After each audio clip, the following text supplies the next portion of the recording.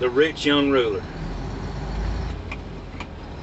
In Matthew, it says that he came running to Jesus. And he knelt down in front of him. This is the posturing of someone who is humble, showed humility.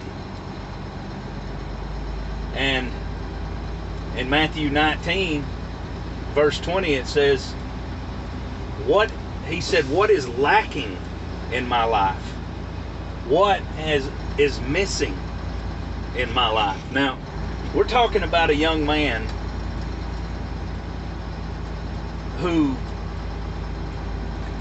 we know the rest of the story, that he will not receive eternal life. He just absolutely will not receive it. Won't accept it.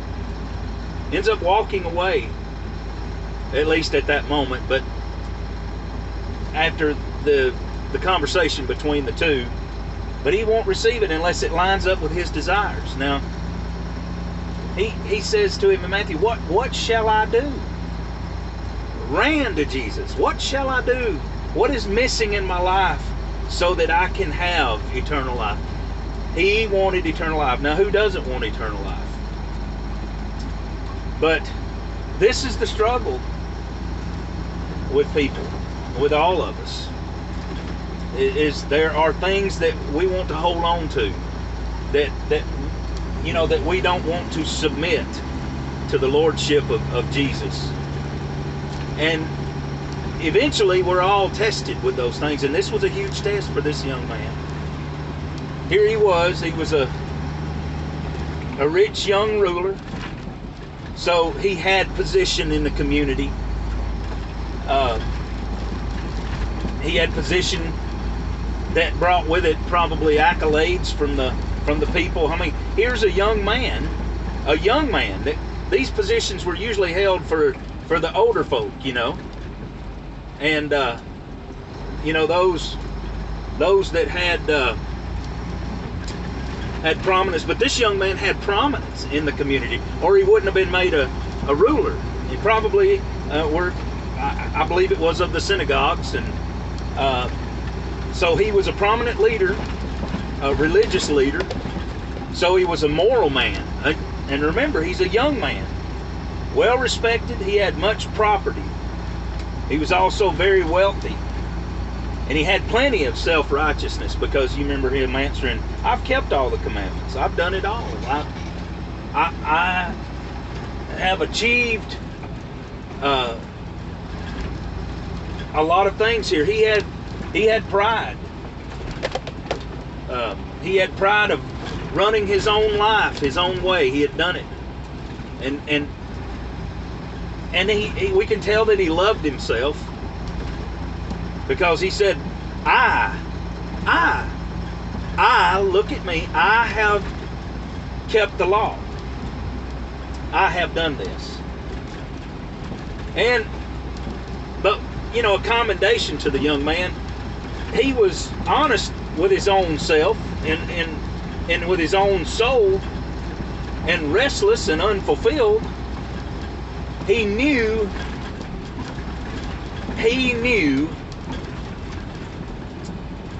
that he needed eternal life, and that he was lacking, because he came to him and said, what shall I do to inherit eternal life?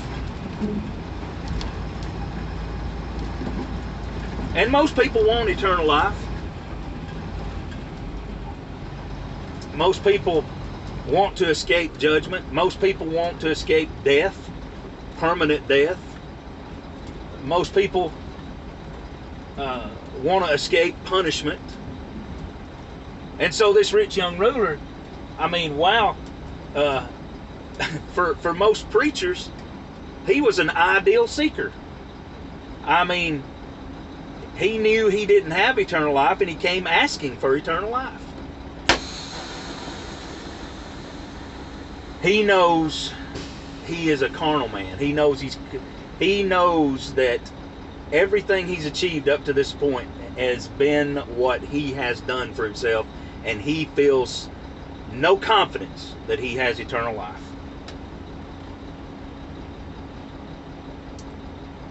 His soul and his heart lacked confidence.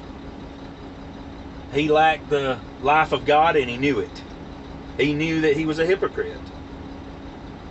He knew he was. Or he wouldn't have been asking the good teacher. He knew that he did not have the life that knows God, which is eternal life. He knew that he did not have that grace and that mercy and that hope and that expectation down inside of him. Couldn't have. He didn't have a new heart.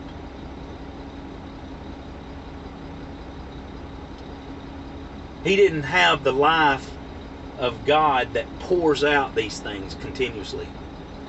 You know, out of your belly shall flow rivers of living water. He knew he didn't have that. He knew there was something lacking. Take it with a grain of salt, though. Oh, and remember to give to the widows, the orphans, and the poor. They really need it.